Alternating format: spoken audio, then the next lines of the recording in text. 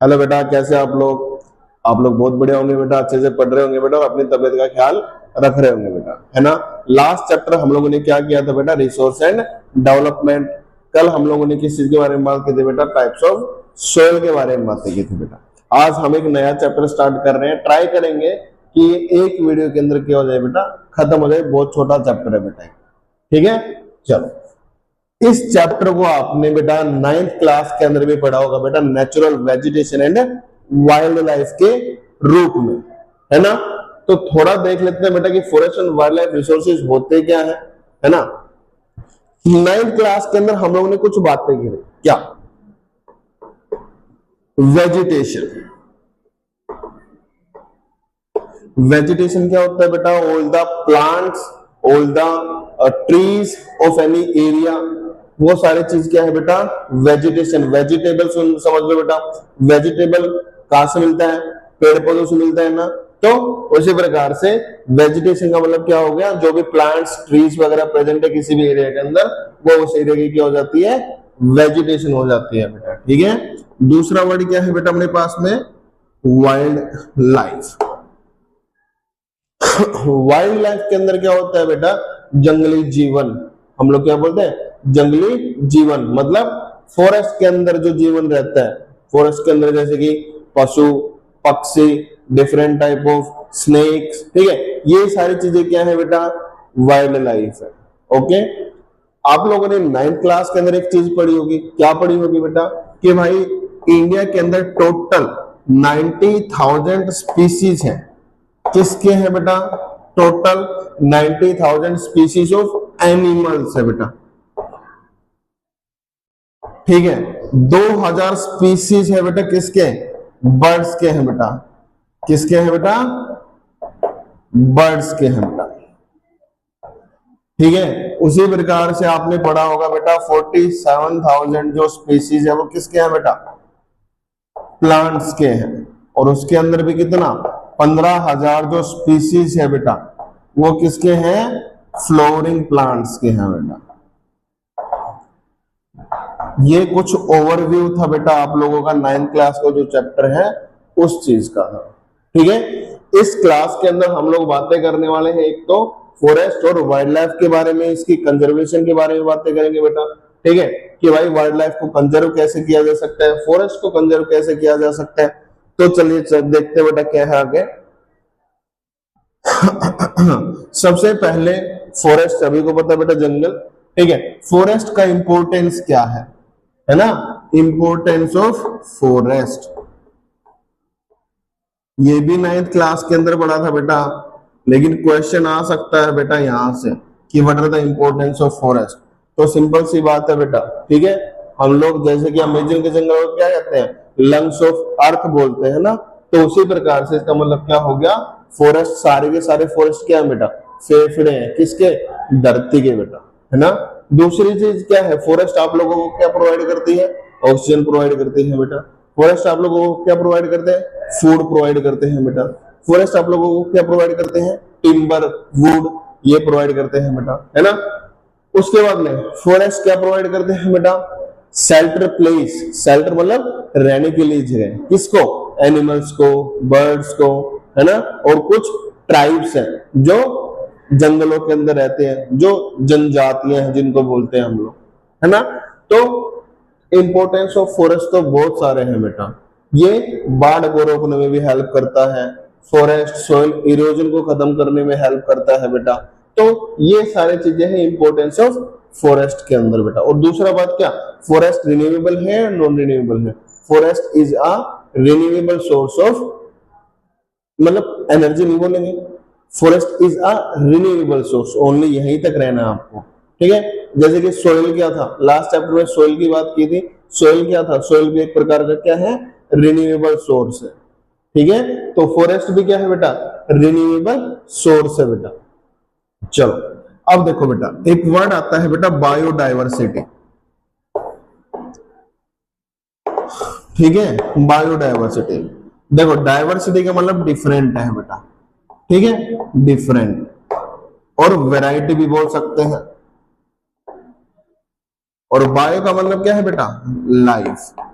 तो different variety of life present in any area having different functions and that interact with each other, ठीक है, उसको हम लोग क्या कहते हैं बेटा, बायोडायवर्सिटी कहते हैं। डिफरेंट टाइप ऑफ लाइफ क्या होगी बेटा, different type of species of plants हो गए, जैसे किसी एरिया के अंदर नीम भी हो सकता है, पीपल भी हो सकता है, किसी एरिया के अंदर बेटा कुत्ते भी हो सकते हैं, बिल्ली भी हो सकते हैं। तो ये क्या है, डिफरेंट वैरायटी ऑफ लाइफ, ठीक है, और हर एक के फंक्शन भी क्या है बेटा, डिफरेंट है, और हर कोई क्या करता है, एक दूसरे के साथ बेटा इंटरेक्ट करता है। किस रूप में करता है बेटा, बायो के अंदर आप लोग पढ़ते होंगे बेटा, फूड वेब के रूप में, ठीक है।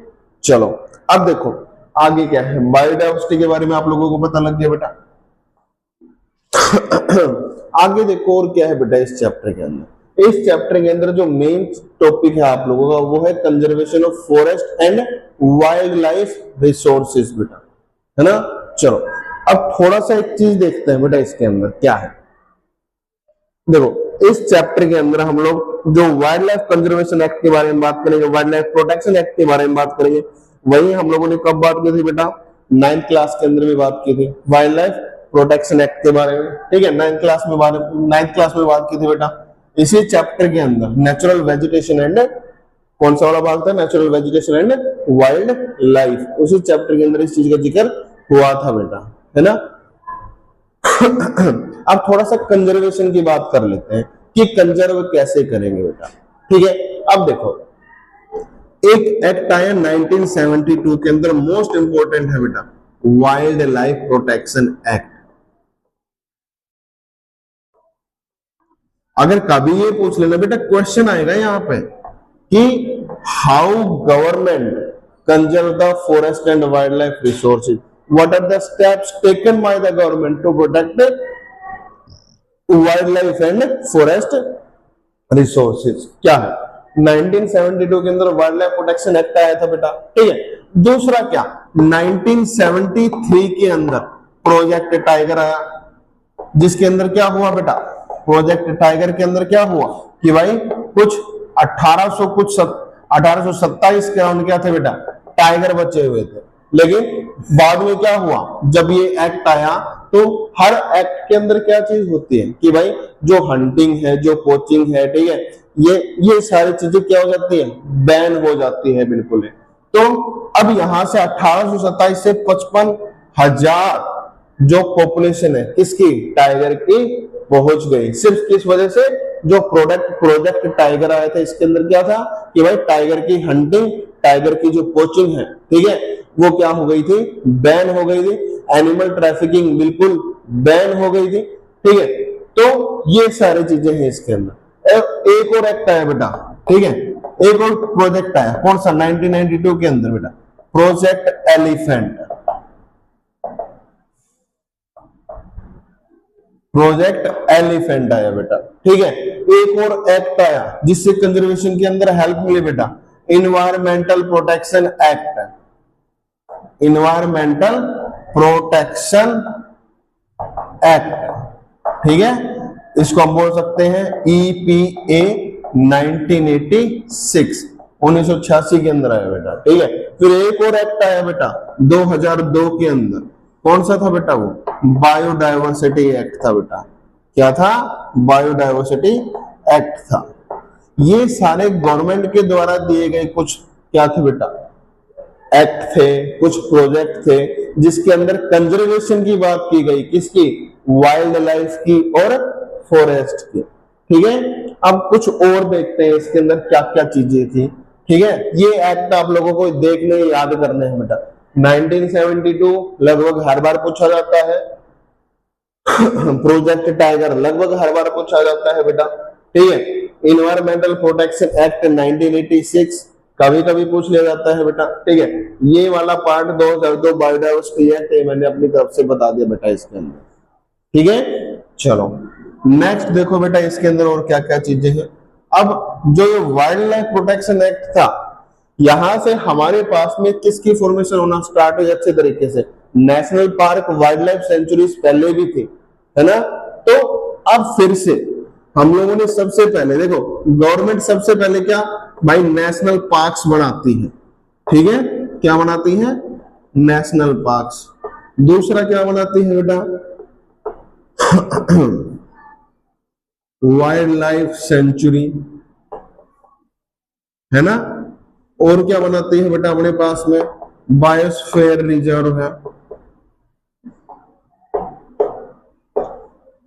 ठीक है। तो ये सारी चीज बनाती है जिससे क्या करती है, प्रोटेक्ट करती है, protection of wild life and forest,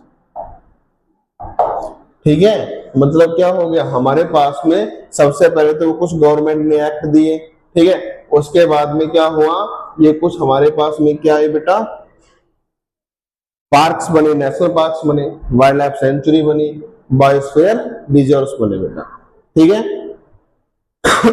जैसे कि अपने पास में जो एक आपके पास में कौशल के पास में नाहड़ है, वो भी क्या है, एक प्रकार की वाइल्ड लाइफ सेंचुरी है। हरियाणा के अंदर कितनी वाइल्ड लाइफ सेंचुरी है बेटा, हरियाणा के अंदर टोटल 8 वाइल्ड लाइफ सेंचुरी है, ठीक है। और नेशनल पार्क कितने हरियाणा में, 2 नेशनल पार्क है बेटा।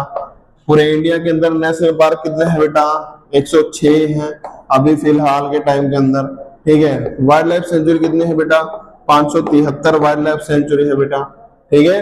नेशनल पार्क के अंदर सबसे बड़ा कौन सा है बेटा, हेमिस नेशनल पार्क है, हेमिस नेशनल पार्क है। कहाँ पे बेटा, हेमिस नेशनल पार्क है बेटा, लद्दाख के अंदर है, ठीक है। और सबसे पहला कौन सा था बेटा अपने पास में, ठीक है, सबसे पहला नेशनल पार्क था बेटा जिम कॉर्बेट, 1936 के अंदर बना था बेटा। कब बना था, 1936 में जिम कॉर्बेट। कहाँ पे, उत्तराखंड के अंदर है बेटा, कहाँ है बेटा, उत्तराखंड के अंदर है, ठीक है। हरियाणा के अंदर कौन सा है बेटा, एक तो सुल्तानपुर नेशनल पार्क है, कहाँ पे है, गुड़गांव के अंदर है। एक दूसरा है कालेसर नेशनल पार्क है बेटा, यमुनानगर के अंदर है, ठीक है। वाइल्ड लाइफ सेंचुरी के अंदर बात करूंगा बेटा, तो मेन कौन सी है बेटा, एक तो सरिस्का है, जो सरिस्का टाइगर रिजर्व है, ठीक है, जहां पे टाइगर्स के प्रोटेक्ट किया जाता है। उसके बाद में दूसरा कौन सा है बेटा, पेरियर टाइगर रिजर्व है, ठीक है। सुंदरवन डेल्टा के पास में सुंदरवन नेशनल पार्क है, वहां पे भी क्या है, टाइगर रिजर्व है। और कौन सा अपने पास में, काजीरंगा नेशनल पार्क है बेटा, उसके अंदर किसको प्रोटेक्ट करते हैं हम लोग, वन हॉर्न राइनोसोरस को प्रोटेक्ट करते हैं, ठीक है। ओके, तो ये कुछ चीजें हैं और बहुत सारे। सबसे ज्यादा देखो बेटा, मध्य प्रदेश के पास में सबसे ज्यादा जमीन फॉरेस्ट के पास में है। मध्य प्रदेश के अंदर सबसे ज्यादा जमीन जो है वो किसके पास में है, फॉरेस्ट के पास में है बेटा, ठीक है। तो यहाँ पे 11 नेशनल पार्क हैं, कहाँ पे, मध्य प्रदेश के अंदर, ठीक है बेटा। तो ये चीजें आप लोगों को ध्यान रखनी है। अगर ये बात आए कि परसेंटेज जमीन, ठीक है, सबसे ज्यादा परसेंटेज ऑफ लैंड दैट किसके पास में, फॉरेस्ट के पास में है, वो है अरुणाचल प्रदेश के अंदर बेटा। कहाँ पे है, अरुणाचल प्रदेश के अंदर है बेटा, ठीक है। चलो अब देखो बेटा, थोड़ी कुछ और बातें कर लेते हैं इसके अंदर। हम लोगों ने फॉरेस्ट को भी क्या किया है बेटा, क्लासिफाई किया है। फॉरेस्ट को क्लासिफाई किस किस रूप में किया है बेटा, सबसे पहले क्लासिफिकेशन ऑफ फॉरेस्ट, ठीक है, क्लासिफिकेशन ऑफ फॉरेस्ट बेटा, ठीक है। कौन कौन सा है, सबसे पहला है रिजर्व्ड है, ठीक है। दूसरा मेरे पास में है बेटा प्रोटेक्टेड। तीसरा है बेटा मेरे पास में अनक्लास्ड फॉरेस्ट है बेटा, ठीक है। हर तीनों का अपना अलग अलग क्या है बेटा, महत्व है, ठीक है। प्रोटेक्टेड देखो बेटा, रिजर्व प्लस प्रोटेक्टेड दोनों परमानेंट फॉरेस्ट के अंदर आते हैं। किसके अंदर आते हैं बेटा, मतलब इसके साथ में किसी प्रकार की कोई छेड़खानी नहीं होगी। तो रिजर्व फॉरेस्ट क्या है, जो रिजर्व है, इसके लिए सिर्फ रिजर्व फॉरेस्ट और प्रोटेक्टेड फॉरेस्ट दोनों गवर्नमेंट रिजर्व करती है, ठीक है, कम्युनिटी रिजर्व करती है, वहां के जो प्राइवेट लोग हैं वो रिजर्व करते हैं। डिफरेंस क्या है, रिजर्व के अंदर किसी प्रकार की हंटिंग, किसी प्रकार का बेटा पेड़ को कटाव पॉसिबल नहीं है, ठीक है, बिल्कुल प्रोहिबिटेड है, ठीक है, अलाउड नहीं है, है ना। दूसरा क्या है, प्रोटेक्टेड के अंदर क्या है कि हाँ हम लोग वहां पे जाके हंटिंग कर सकते हैं बेटा, ठीक है, वहां पे लोग जाके पेड़ की कटाई कर सकते हैं बेटा, है ना। अन क्लास के अंदर जो ये नहीं पता, अन क्लास के अंदर ये है कि भाई कोई भी वहां पे जा सकता है, कुछ भी कर सकता है बेटा, ठीक है।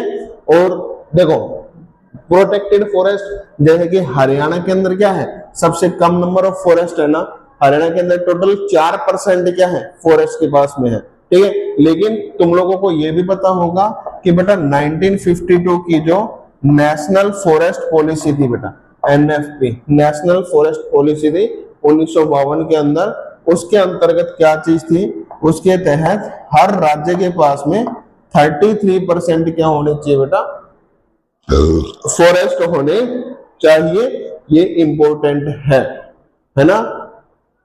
तो नेशनल फॉरेस्ट पॉलिसी के अकॉर्डिंग 33% क्या होने चाहिए बेटा, फॉरेस्ट होने चाहिए, ओके। देखो बेटा दूसरा क्या है, अनक्लास्ड फॉरेस्ट क्या कहां पे है, नॉर्थ ईस्ट के अंदर है बेटा, और कुछ पार्ट है किसका, गुजरात का पार्ट है, तो अनक्लास किधर जाएंगे, ठीक है। दूसरा प्रोटेक्टेड के अंदर हरियाणा, पंजाब, राजस्थान का कुछ भाग हो गया, ठीक है। रिजर्व फॉरेस्ट के अंदर क्या हो गया बेटा, मध्य प्रदेश का भाग हो गया, ठीक है, राजस्थान का भी कुछ भाग हो गया, महाराष्ट्र का कुछ भाग हो गया, ठीक है। और इन दोनों को मिला के परमानेंट फॉरेस्ट बनेंगे, और परमानेंट फॉरेस्ट सबसे ज्यादा किसके पास में है बेटा, मध्य प्रदेश के पास में है, ठीक है, किसके पास में है, मध्य प्रदेश के पास में है बेटा, ठीक है। चलो अब एक छोटी सी बात और करते हैं बेटा,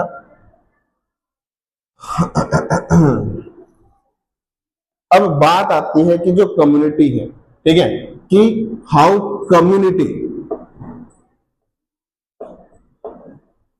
प्रोटेक्ट द फॉरेस्ट, ठीक है। इन चीजों के अंदर क्या क्या चीजें हैं कि भाई कम्युनिटी क्या क्या काम करेगी।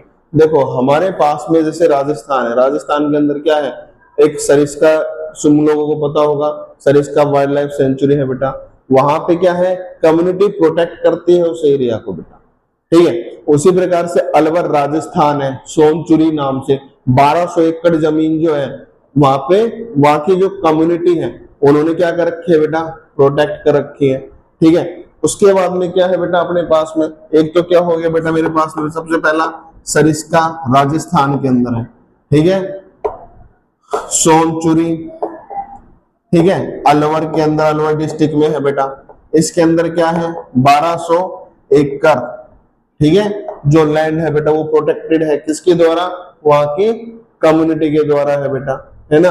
उसके बाद में क्या है बेटा हमारे पास में, तीसरा है कि हम लोगों ने बहुत सारी चीजों को क्या किया है बेटा, रिजर्व किया है, जैसे कि हम लोगों को मूवमेंट भी बहुत सारे दिए हैं लोगों ने बचाने के लिए, जैसे कि चिपको मूवमेंट 1980s के अंदर, ठीक है, चिपको मूवमेंट जिसमें हम बोलते हैं बेटा कि पेड़ों को नहीं काटना है, मेनली किधर बेटा, उत्तराखंड के अंदर टिहरी डैम की क्या हो रही थी बेटा, बनना स्टार्ट होने वाला था, वहां पे फॉरेस्ट कटने थे, तो उसको बचाने के लिए, ठीक है, जैसे कि क्या नाम था उनका, सुंदरलाल बहुगुणा, ठीक है, उन्होंने क्या किया था, यहाँ पे स्टार्ट किया था चिपको मूवमेंट को, है ना।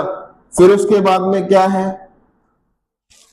नवधान्य, ठीक है, नवधान्य क्या है बेटा, एक और प्रोटेक्ट किसकी है, प्रोटेक्शन स्ट्रेटेजी है, किस चीज की है बेटा, नवधान्य का मतलब क्या है बेटा, 9 सीड्स, नवधान्य मतलब 9 सीड्स। इसके अंदर क्या था कि जो परंपरागत जो 9 सीड्स थे, जो HIV सीड्स के कारण जो सारी चीजें खत्म हो रही थी, तो वंदना शिवा, ठीक है, कौन है, वंदना शिवा, तो उन्होंने नवधान्य की शुरुआत की थी बेटा, ठीक है। उसके बाद में हमारे पास में क्या है बेटा, विजय जरदारी के द्वारा स्टार्ट किया गया बीज बचाओ आंदोलन, बीज बचाओ आंदोलन बेटा, किसने स्टार्ट किया बेटा, विजय जरदारी, विजय जरदारी इन्होंने स्टार्ट किया था बेटा, ठीक है। इसके अंदर भी क्या है कि जो बीज खत्म हो रहे थे धीरे धीरे, जो हमारे ट्रेडिशनल सीड्स थे जिनका प्लेस किसने ले लिया था बेटा, किसने ले लिया था, HYV सीड्स ने ले लिया था बेटा। तो उनको बचाने के लिए विजय जरदारी ने भी क्या स्टार्ट किया बेटा, बीज बचाओ आंदोलन स्टार्ट किया बेटा। ठीक है, चलो तो बेटा ये था आप लोगों का चैप्टर पूरा। ठीक है, इस चैप्टर के अंदर आप लोगों को जो मेन चीजें करनी है, मेन क्वेश्चन आपका जो कम्युनिटी वाला पार्ट है, लगभग हर साल वही पूछा जाता है, या फिर टाइप्स ऑफ फॉरेस्ट के बारे में, क्लासिफिकेशन ऑफ फॉरेस्ट के बारे में क्या कर लेते हैं, पूछ लेते हैं, या फिर नेशनल पार्क के बारे में पूछ लेते हैं बेटा। ठीक है, चलो अब मिलते हैं अगले वीडियो के अंदर बेटा, नोट शेयर कर दूंगा मैं आप लोगों को। Thank you.